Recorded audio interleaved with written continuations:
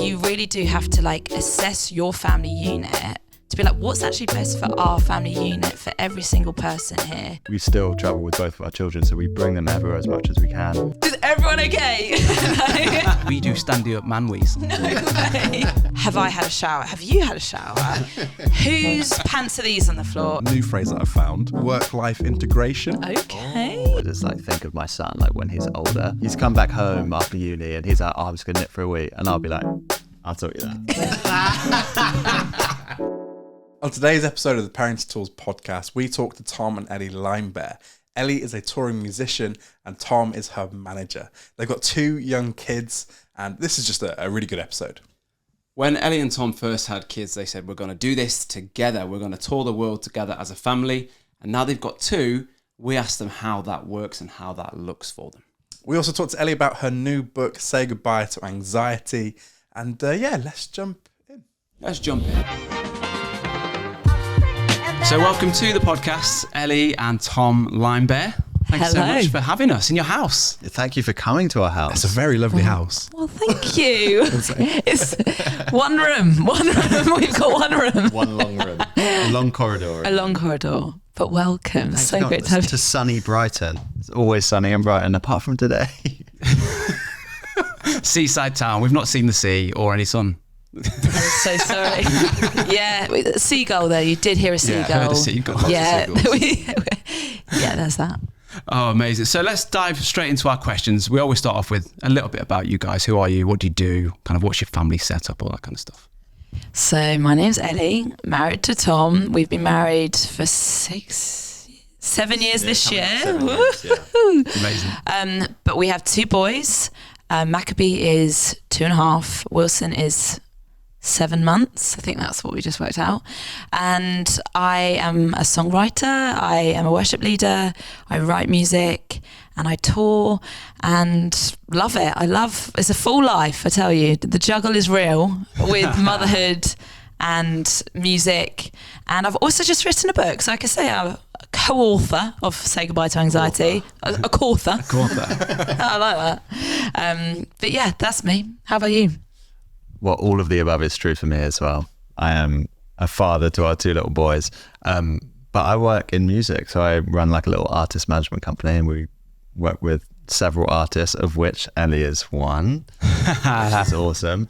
But yeah, the juggle is very much real. Like both of us have, I don't like the word busy, but it's full. It's absolutely full. Every day there's something going on. And for us, it's like, it feels like a constant juggle between all things that you feel like, no, this is what I'm supposed to be doing. This gives me purpose and everything, but it's constantly a juggle and there are so many different plates spinning. So I feel like both of us just every single day, the goal is like, how can we ensure that we don't drop plates today? Yeah. And every day looks totally different, but we're thankful we've got loads of family around to help us. First grandchild on both sides. Oh, really? So we are milking. We are milking. All of the attention. It's like, hey, are you free to look after your grandkids? They're like, oh, yes. It's like, okay, be there in 5. So yeah, but we love it. It's a full life, but yeah, we love it. Here we are, but welcome to our home. Thank you so much for having us. So, sorry, how old are your kids again? Maccabee is 2.5. Yeah. And then Wilson is 7 months. So at one point you had 2 under 2. We did. Yeah. And like from that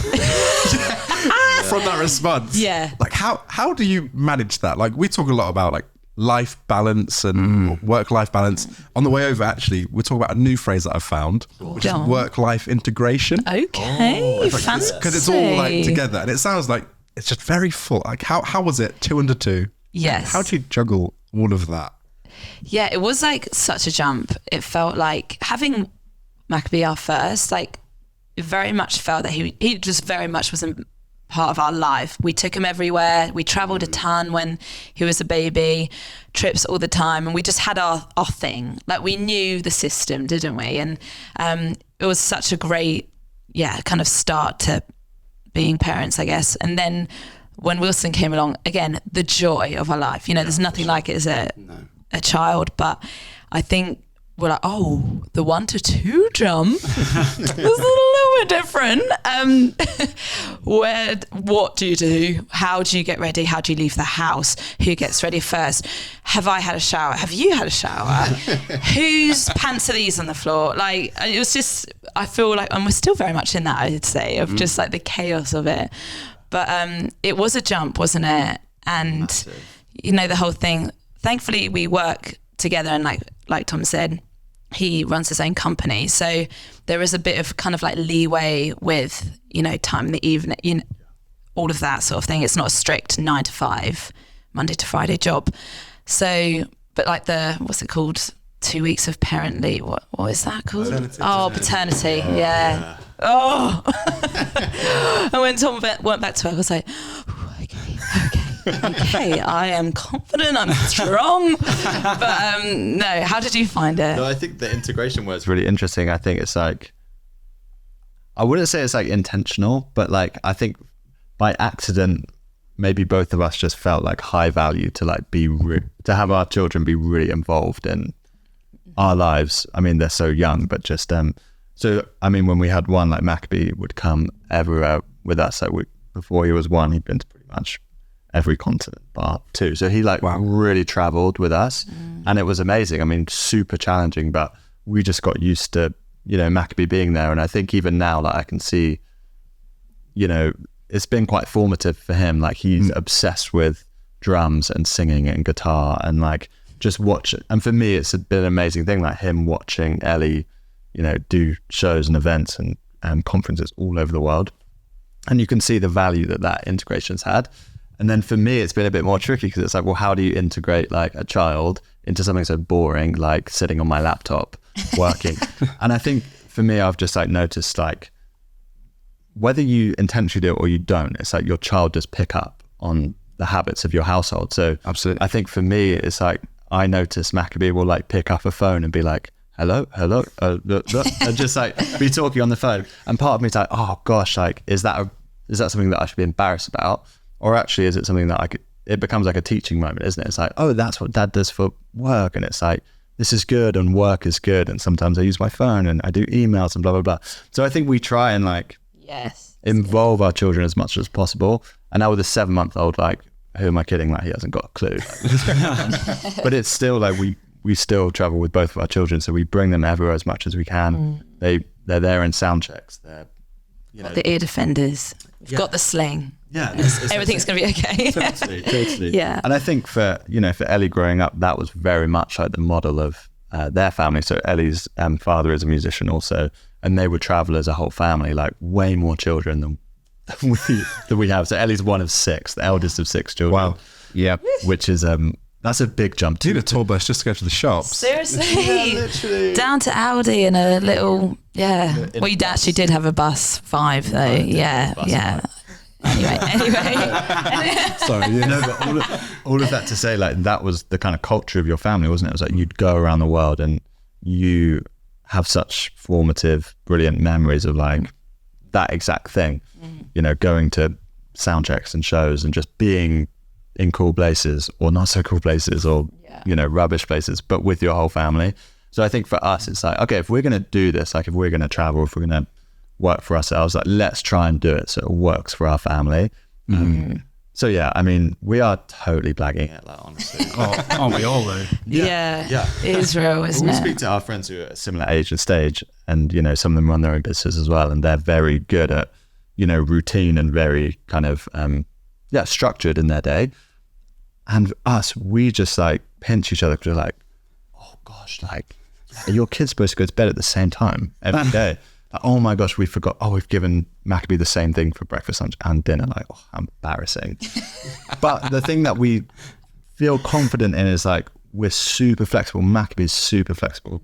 Travel, like, you know, he just is. So I think for me, it's taken a while to kind of get to the place where I don't beat myself up on the kind of culture or the differences or the non-negotiables that you have as a family. Yeah. Yeah, it's huge. Yeah, I think we've learned that every family is so different, isn't it? We all do have, different values or different way of doing things, different habits, how your house looks, how you do a morning, how you do an evening, and that is so fine that you do things differently to other people.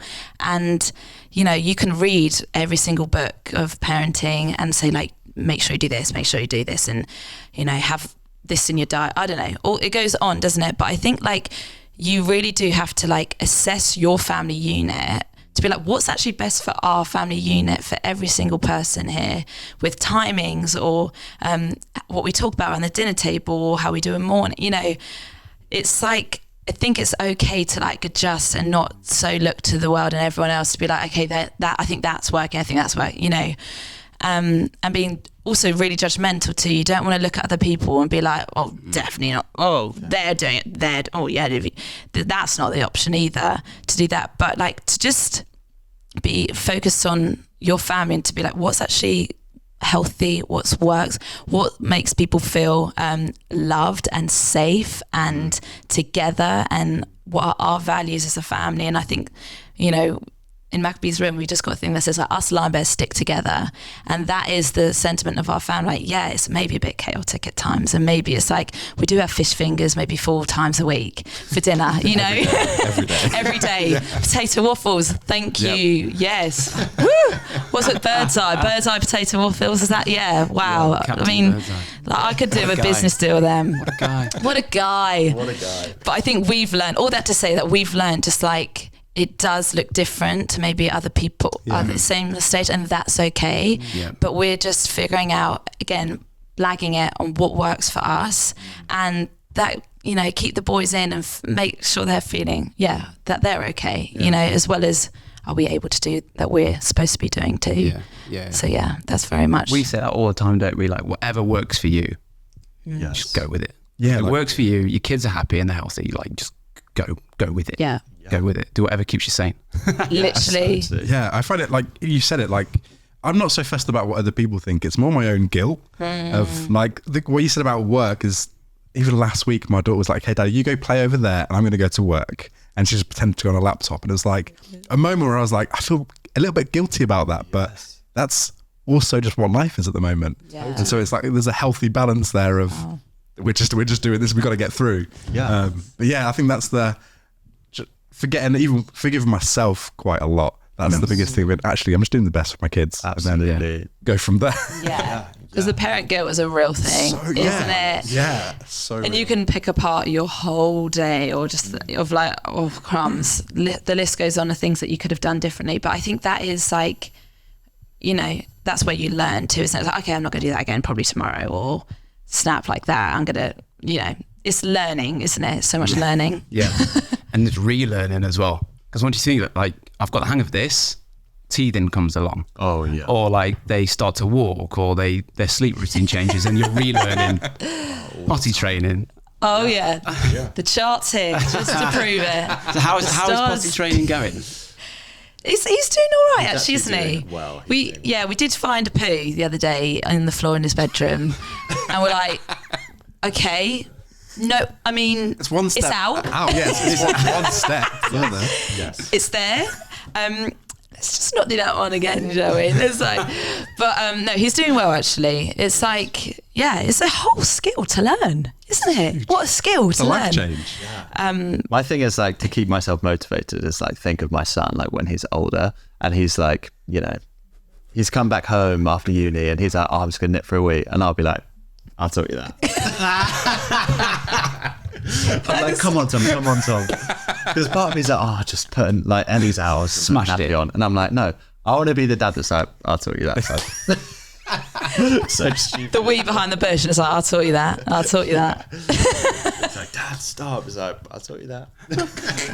My 4-year-old, so I've taught him, like, you can stand up. You're a boy. You can. It's one of life's gifts. So I was sometimes I just sit down on the toilet, just take the weight off, and I was just sat down, and he walked in and went, Daddy, we do standing up man wees. No way. I was like, mate, I also need a rest. It's been a hard day. That's so Just let me funny. chill, don't judge. Bless him. That's funny. So I listened to your interview on the Another Mother podcast, and you told a story about how you were flying to Australia, and Maccabee like sprinted down the middle aisle and you were chasing him and a stewardess was chasing you, but you were there kind of chilling with earphones on, which you can do with one. Yes. Not so much with two. So how practically does it kind of all the travel and all the logistics, how does that look? Yeah, because that was a moment. I was running down the aisle and seeing Tom at Maccabee and he says, and you're right, like I could have my headphones on, but I feel like now with two, it's very much, well, thankfully Maccabee's now over two, so he can have his own seat. Oh, nice. And that is a game changer. Does he sit still? Yeah, he does actually. He does watch films now. He's big into films. Yes, which is really helpful. A big film Big guy. film guy. That's a milestone. Oh yeah, we love film. So that's actually, but for so long, for 2 years, he was on one of our laps, and that was just chaos. But so fun. And then now with two, Wilson's normally on my lap for feeding, and then you're kind of with Maccabee. So I think we have like always the three in the row, on a plane. It's like me and Wilson, then Tom and Maccabee. But practically, I think I don't know, what would you say? I think for me, like when we travel, it's like I'm big, not like a micromanager, but like big planner. Like, Work kicks in. Work kicks in, and I like tour manager Tom Markle. Our team calls it. It's like if we arrive at an airport, I'm like, right, we're not messing about anymore. Like we are going from thing to thing, and it's like order and do not ask me questions. This is how we're going to do it. But with kids, like it's that same mindset. But I think for us, we decided like, okay, if we're going to do this, like let's not make it stressful. So we try and get to the airport like stupid early, like so early, and we just amble through and we try and make it as fun as possible. Yeah. And with Maccabee, now that he's walking, like he's very like, he wants to walk. He doesn't want to be pushed. Yes. So, Wilson's strapped to one of us and Maccabee's walking through. And I think we try to make it as fun as possible and involve him in things and hold the tickets. Yeah, which is, risky business. That is risky business. That's trust. Can you hold the passports? Sometimes he's held the passports before, which is a big moment. He's done well so far with that. Yeah. But I think it's the thing of like, if you want to go fast, like don't bring your children. But I think if you're all right going slow, and again, just like, I think because it is a culture of our family, it's like, I want our children to know how to navigate these things and be in different situations. So I think it is slower, like having a 2-year-old, like talk to the check-in person. But I think it's helpful and it softens people. Yeah. He's learned a lot about traveling. But I think we do try and like hopefully make the best out of like what could be a really stressful situation. And part of it is like, the timing thing of having time. So if something does go wrong, it's like, it's okay. We've got time. But it is trying to, I read something the other day where I was talking about your everyday life, like our mundane days, is your child's childhood. And for me, I was like, oh wow, that was such a wake up call to like what we're just doing in what the habits of our day, how we do a plane journey, how we do, our data, whatever it is. That's Maccabee's childhood and Wilson's childhood. And when they're our age, and I look back to those times, like you hope that it's good. And you hope that he can look back on those times that the airport wasn't stressful. That was so fun. I got to speak to this person. I got to get a magazine, maybe from W.H. Smith, Paw Patrol. But praise the Lord for Paw Patrol too. But I think that we try and hopefully just make it as light, and even if we're feeling tense too, is trying not to put that on your children, which again is harder said than done, but it is like constantly checking yourself, isn't it? I don't know. So we're learning. We are massively learning and getting things wrong too. Like we do things all the time. The time we get to the end of the day, like let's not do that again. Yes. That actually we pushed them too far today, or that was too much of a late night, or even recently we did a trip and it was one night. I can't remember where we went, but we got back. We're like, I think that could have been a trip where I could have just gone, and Tom and the boys could have just like stayed here, and we just learn. We're just learning constantly of like, that's too much. I think that could have worked. It's the thing of like critical thinking matched with grace, but also just giving yourself permission to like debrief things. Like I think like Ellie's family are really good at like debriefing, because I think, when you do, the travel thing and the busyness of, Martin, Ellie's dad traveling for music, blah, blah. Like it's a busy house and your family is massive. Like your immediate family is massive, but then your cousins and stuff, like it's an army. Like sometimes when it's like, right, all of the Smiths are coming around for Christmas, it's like, oh, that's like 30 or 40 people. It's like a whole thing. And it's like the most fun.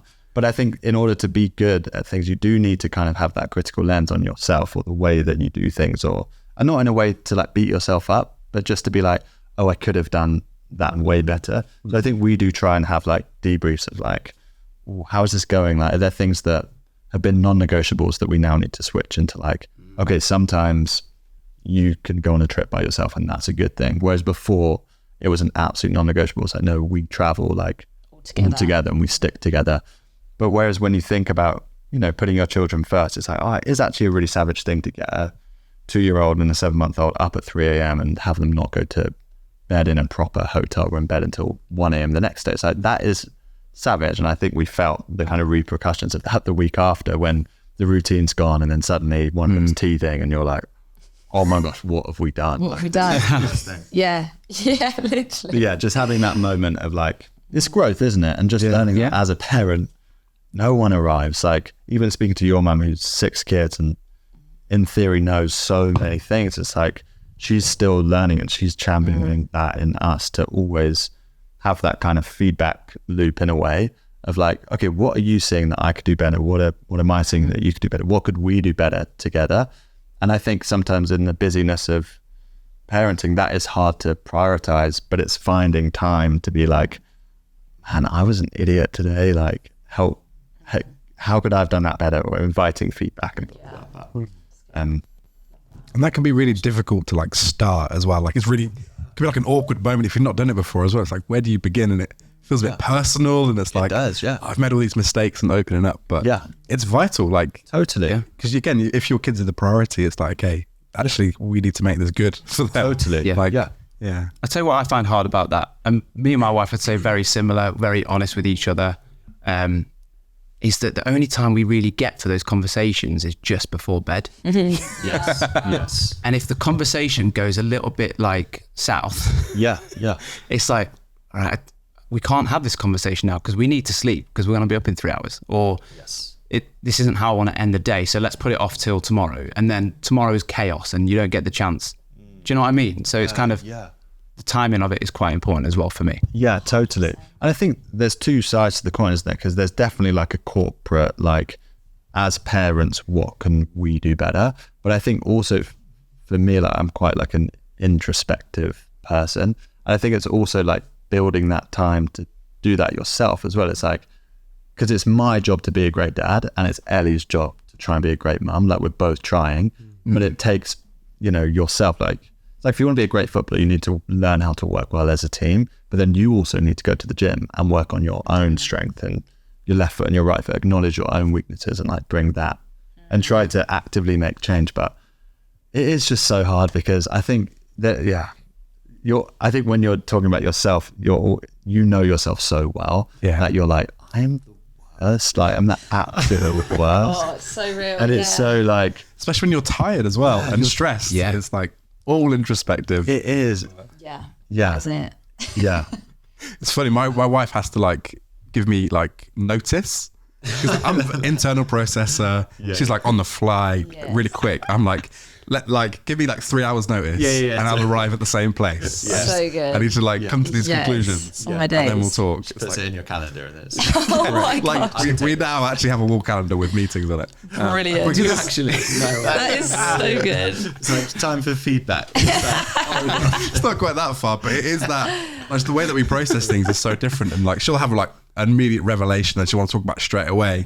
That would stress me out because I'm like too much information. Like, and then the guilt comes. Oh, let me process it, and then we'll talk. It's like, So it's just trying to figure out. That's funny. Like, how each other like work as well. Yeah, and I think also to add to that, I feel like we can be so critical, can't we? We can like really be introspective and go there on ourselves. But I think the beautiful thing about encouraging one another, what the good things that the parenting things do, I think that's like so important to do. But I love how like you just like took him to one side then, and just like how you just talk to him, like that was really beautiful.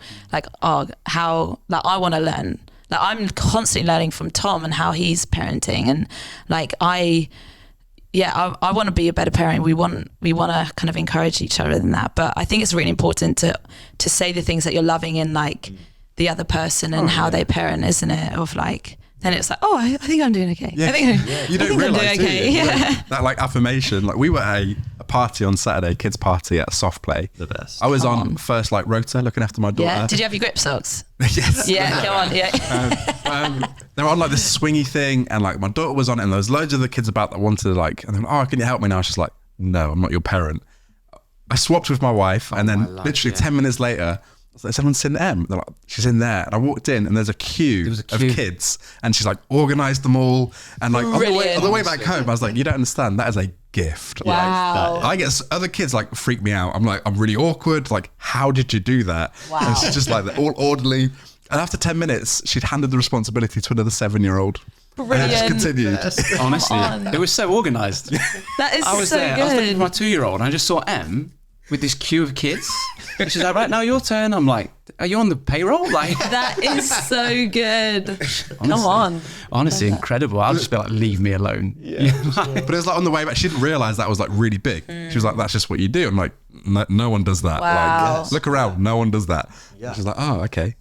Love that. That's awesome. Yeah, tell her that. Good. That was great. Yeah, it's so good. That's awesome. Love that. So, Ellie, you mentioned that you're one of 6 and the oldest. I am, yes.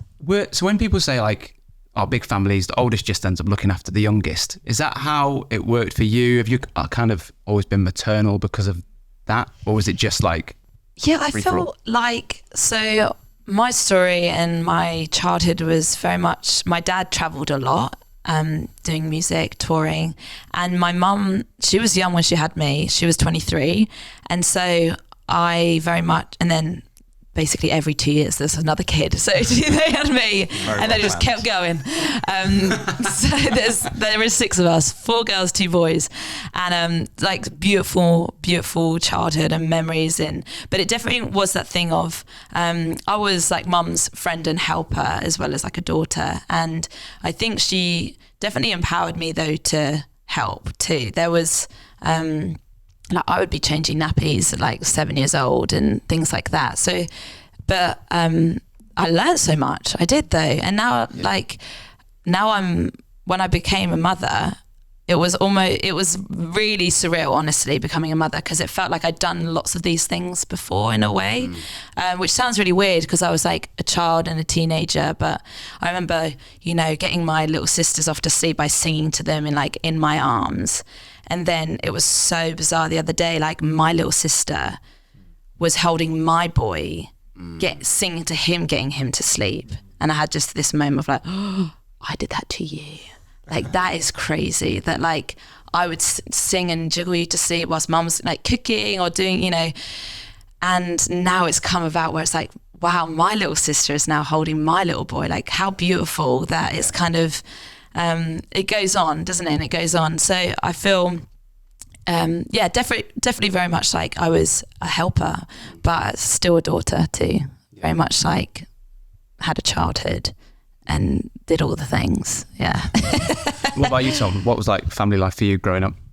Family life for me, I think, was quite, I would experience just be like quite normal. So I'm just like one of 3 children. I'm the middle child. It felt like a really beautiful, like normal childhood. Like, I don't know what else to say. Like, I definitely was like the middle child that felt like, I don't get as much attention here, and I love it because Really? I can just kind of Play your cards. play my cards right, do what I want to do. I was like big into sports. I played like a lot of sport growing up, but both of my parents worked from home also, and I think that was like a really formative thing for me because it was all I've ever really known. Is like coming home from school and both parents being there, and going to knock on my dad's like office door and being like, "Oh, can you come and play football?" They're all I've known and now learned to really value is like the availability of my parents and the fact that they were always around growing up. And I think because that's something that I just loved so much, like that felt like such a core thing for me. It almost felt like as I grew up and started thinking about work and jobs and careers and blah, blah, blah, it felt like something that was almost like non-negotiable for me. Like, oh, I want to be a dad that, you know, works from home. And I know that's not possible. And there's been moments for us where that hasn't been possible financially and I've had to work elsewhere. But that's been like my dream. It's like, I really want to be able to work from home and be as available as I possibly can be within the restraints of work and life and all that kind of thing. But that for me is probably my one big like take home piece of like looking to how my parents parented. I'm like, oh, I really love that they did that. And I want to kind of honor that by trying to do that for my kids as well. Yeah, that's amazing. It's like we watch our parents grow, like parent us. We don't realize until we're parents. We're going, oh, okay. Like we've done this before. Like some of the best bits of my childhood, I try to integrate into my kid's life. Yes. Sorry, that's the dishy. Oh, it scared me. So sorry. The fish fingers are ready. The fish in the dishwasher. Captain They're Birdseye. I thought it was like, I thought the camera was like, I'm dead. No, it's fine. So sorry. We'll cut it. Yeah, go for it. Some of the like favorite moments of like my childhood, I tried to bring into my child's like life. Like your parents working from home, that's now quite a big way of how you do life. Ellie, like for you growing up, you're living a similar life almost to what you grew up in.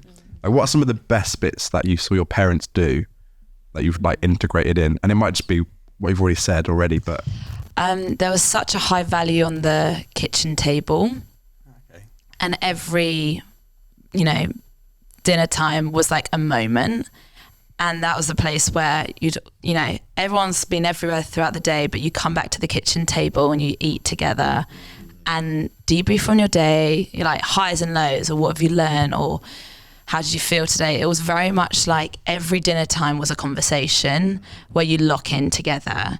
And, you know, there'd be so many different dinner times where you've got people throwing things at each other. You've got someone crying. You've got someone pinching someone under the table. You've got someone who stormed out. Someone's hormonal. Someone's cross with someone. Something's burning in the oven. You know, it's just like, it's not like, oh, beautiful time around the table. It was like, I remember like, you know, so we got together when I was 16, Tom was 18, and I'd like never brought a boy home to like meet the fam. And I remember bringing Tom home for one dinner time, and bear in mind, so the youngest would have been 5, 6, having lovely dinner, and I was just like so on edge because like I was just glaring at my siblings like, you dare, like like everyone watch it, you know, and like dad's a certain way, and everyone's kind of like playing up to the fact that Ellie's got a boy, and just like carnage though. Someone's like, squash something on someone's plate. Someone's like, that's mine. I'm like, welcome to my family. Like this is it.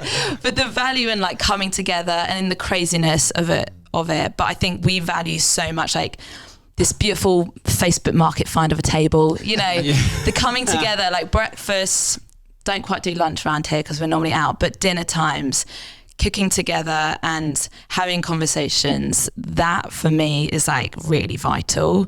And yes, it can be messy, or you know, Maccabee doesn't even like his food sometimes. You're like, good, brilliant, no worries. All good. Piece of toast. Fish finger. Another fish finger. But I think honestly, for me, the value of the kitchen table and like just getting on the same page is really important. That's awesome. How was your experience of that first dinner? Yeah. Yeah.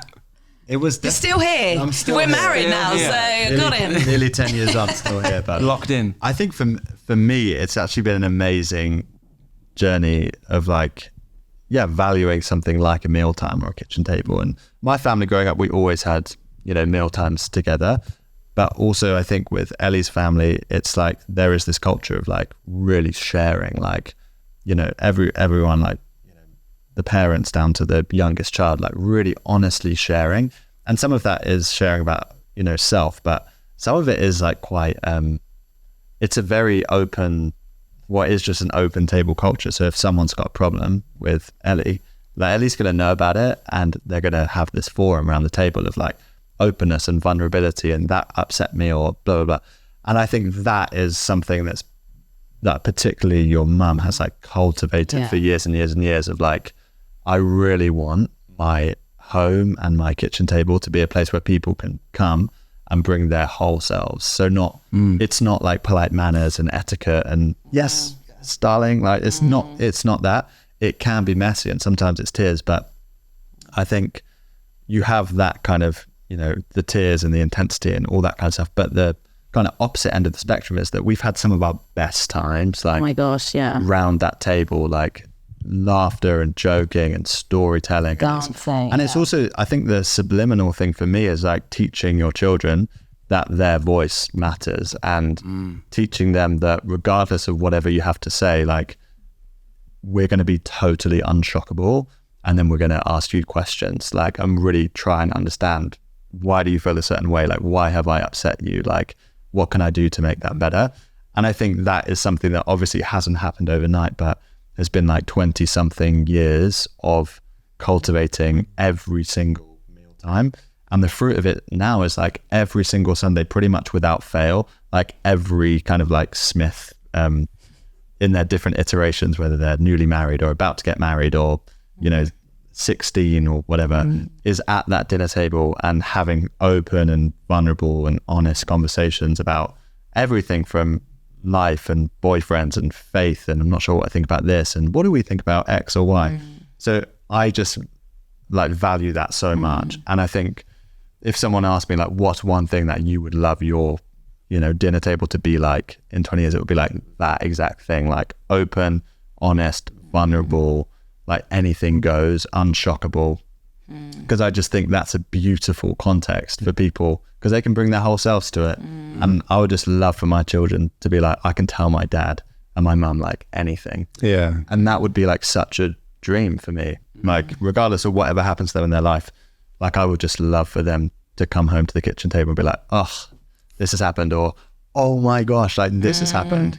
So I think it starts today, doesn't it, with a 2-year-old, like, what are you thinking about Maccabee? And he's like, I love Paw Patrol. And I'm like, oh, I'm so gassed that you love it. I love it too. Like, and we learn the song, we do the thing. But it's showing him like, I don't actually give a, like, I don't give one about Paw Patrol. Like, I actually, there's better children's things in my opinion. Absolutely. Because he loves it. I'm like, well, great. Like, I love it. If you love it, I love it. So yeah, we're trying to get there. And like, honestly, for us, it doesn't happen all the time. Like, there's dinner times in the week where it's just chaotic and, you know, there's fish fingers all over the floor. And, you know, Wilson's crawling in his own sick. Like, Literally. oh my gosh. Like, what happened to our wells? But it all matters, doesn't it? It all matters. Yeah. That's our goal in a way. Totally. That's amazing. So, Ellie, you've written a book, which I have read. And when I say that, I've only ever read 2 books. No way. That is the second one. What an honour. So there you go. So it kept me engaged. It kept me hooked. I read it all. It's a 40-day journal. I read it in like 14 days. Did you really? Smashed You, it. Go on. The fast track. You are the fast I track. feel like I'm bragging right now. That is so good. So tell us a little bit. Do you want a potty chart sticker for that? Yeah. Put a star on the board. Tell us a bit about it. It's called Say Goodbye to Anxiety. Yes. Where did that all come from? And all that kind of stuff. So it's a 40-day devotional journal. I wrote it with my friend Jane, who's more of like a mentor to me. So gone to her, about so much, but she, amazing woman. And basically this book is hopefully an encouragement to people struggling with anxiety, you know, all kinds of it. You know, it's such a spectrum, isn't it? Anxiety and the pits of it, and then the days or moments. But a lot of it is like our story and the tools that we learn and how we've come through, how we've been freed from anxiety. And there's just so much to say in the sense of like, our journeys. But for me, honestly, it looked a lot different to Jane. But I guess with my experience with anxiety, I realised only maybe 5 years ago that this is what has been eating me alive, this thing called anxiety that has been isolating me, shushing me, keeping me inside my home, and stopped me from doing so much.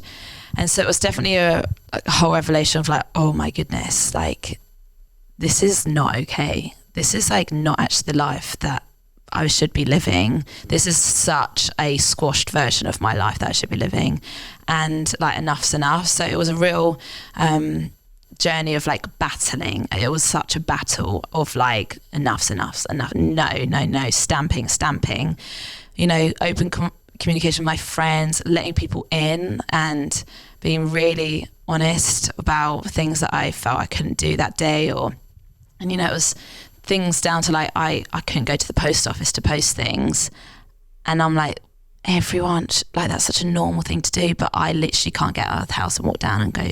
It was just such a paralyzing thing for me to, or driving even. I didn't learn to drive for years. All my siblings, the rest of my siblings, like, knew how to drive, would pick me up, the elder sister, and drop me off at things.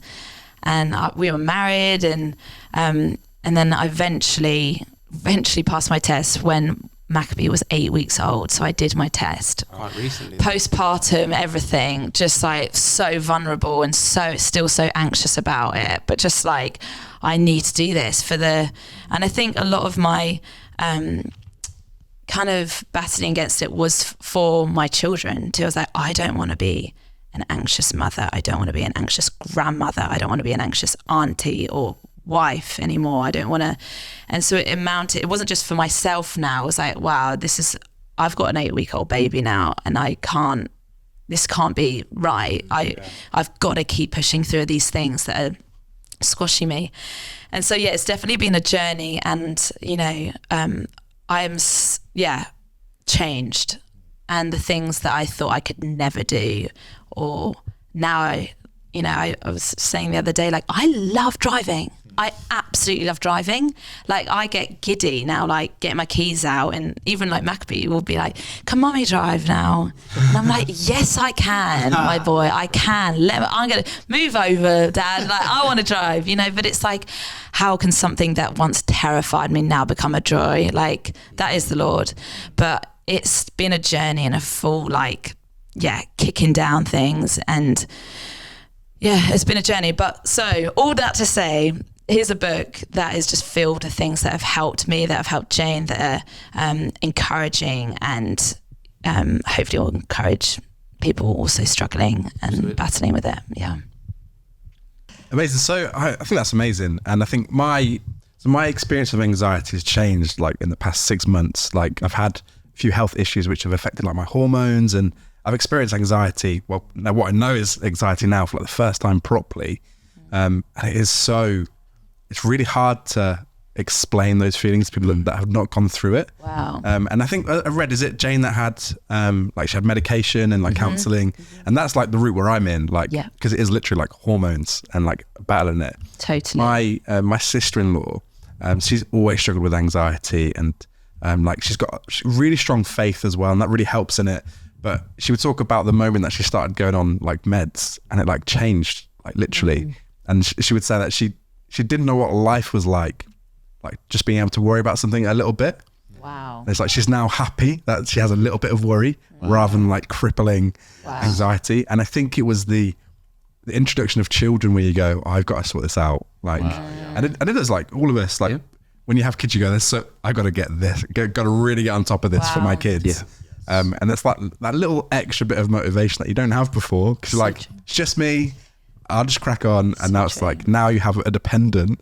Like, I actually have to be the best for them. Wow. And that's just like I find that so fascinating. A lot of parents then experience anxiety going, okay, this is the same in different setting. I need to sort this out. Yeah.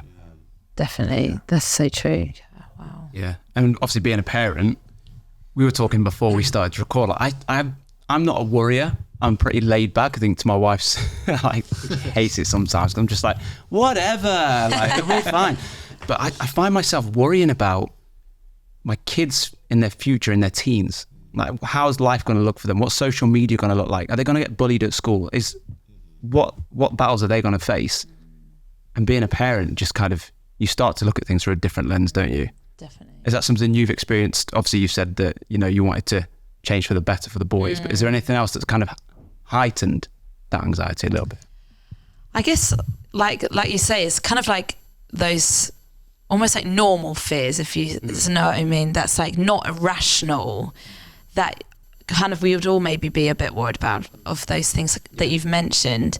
And but I think also for me, I was kind of also surprised when I had Maccabee. One of my big fears, funny enough, was flying, and that's what we did all the time. But like having Maccabee was, again, I was like, wow, we're going to go on a flight. What is this going to be like? But honestly, I was shocked in how the distraction and the flip of like, I wasn't thinking of myself, but I was having to like more think of Maccabee. It completely shift of like, this is so fine. This is so fine. I'm fine. It's all good. Is he okay? And all my attention was like focused on him, which I was actually very surprised about that, how something that once terrified me again, that a child as beautiful and chaotic as they are, like what a beautiful distraction in a way. That is like, what's once terrified me is now, again, I'm like, I'm so fine flying now. Like, a bit of turbulence here and there, I'm like, oh my gosh, is everyone okay? Throw the pretzels over to me. No. But I think, yeah, there's kind of like, yeah, I'm not actually a professional also on talking about this. Like, I want to say that I don't actually know all the ins and outs about anxiety. But I know for me, and my journey of anxiety is that there are crippling days, weeks where you're like, is this ever going to end? And will I ever be free of this? Will I ever not be frightened or think? But knowing that there can be an end, and there can be freedom, and there is light. Yeah, I don't know if that's answered your question, but So, without giving away too much of the book, like what would be like your go-to like main mechanism? Like now when it starts creeping in, like what's the first thing that you like rely on? I think honestly is saying out loud on what is actually the thing that you're anxious about in that moment has really helped me. And Tom used to say this thing where if I was like anxious about something, he's like, is this something that you want me to cover you in and like do for you, or is this something that you want me to like push you in to be like, no, come on, you can do it, sort of thing. And I think for me in those times was so helpful to be like, do I have the willpower today to do that thing? Do you know what, can you actually cover me in this moment? And I'm gonna do it one day, but today's not the day. Or there would be times where I'd feel that confidence. He would ask that question, but like, let's freaking do this. Yes, I'm gonna get in the car and go to a lesson or something. But I think actually openly saying the thing that you're anxious about, the weight drops off of it massively. Because once you say it, it's like, oh, listening to your own voice say, oh, I'm anxious about this. You're like, okay, so that's what it is. It's not this, it's not this, it's not this. It's actually this thing. Takes some of the mystery out of it, doesn't Absolutely. it? Fair. And I think what anxiety does, it blows everything massive. To be like, you're fearful of everything. It's like a massive flag of like, you're never going to be free. You're just, everything's awful and everything, you're going to die, you know. But actually when you say the thing that, what you're at the root of it, saying out loud, I felt like the weight of it dropped off. So that's honestly something that I, used to do a lot, but there's so many other things in there. But the first thing was almost just like naming it. Name it. Yeah. And that's something I noticed reading it. It's very practical. It's like there's opportunities to journal things, and you say it out loud, listen to this song, here's a prayer, kind of, it's really practical. So I really enjoyed reading it. Oh, thank you. Thank you so much. I'm glad. Come on, kick the fear out. Don't let it win. Where can people get hold of it? Anywhere, I think. Is that right, Tom? I don't know. Tour manager Tom? Stores. All the bookstores. Amazon, all the places. Amazon, my website. Oh, yeah, all the things. Yeah. Here's a QR code. Click. Oh, amazing. Well, thank you so much for having us. What's next for you guys? What's on the cards? What is next? Oh, lots of... I've got a tour coming up in June. Wow. Yeah, which is very exciting. I've got a new record coming out, which is very exciting. Raising our boys, making sure they're fed with fish fingers. Tom is busy bee, doing all sorts, keeping everyone alive, all the things that you're doing. But no pressure. No pressure. For that. Thank you so much. Just trying to be a good mum and dad, you know. Yeah. Amazing. Yeah, in it all, trying to be a good mum. I don't know. I don't know what's next. What are you guys up to? What about you? Who knows? I think I can only think as far as lunch. Like, take every day as it comes. Literally. Let's do that. Amazing. Thank you guys so much for coming on the podcast. And for listeners, look out for the tour dates and see if it's near you. Yes. Amazing. Hopefully. See you there. See you there. Thank you, guys. See ya. So a massive thank you once again to Tom and Ellie. Be sure to follow them on socials and keep an eye out for the tour dates. Don't forget to buy Ellie's book. If you want to, Say Goodbye to Anxiety. It's available everywhere. Thank you for listening. See you next week. Sweet, I'm so tired of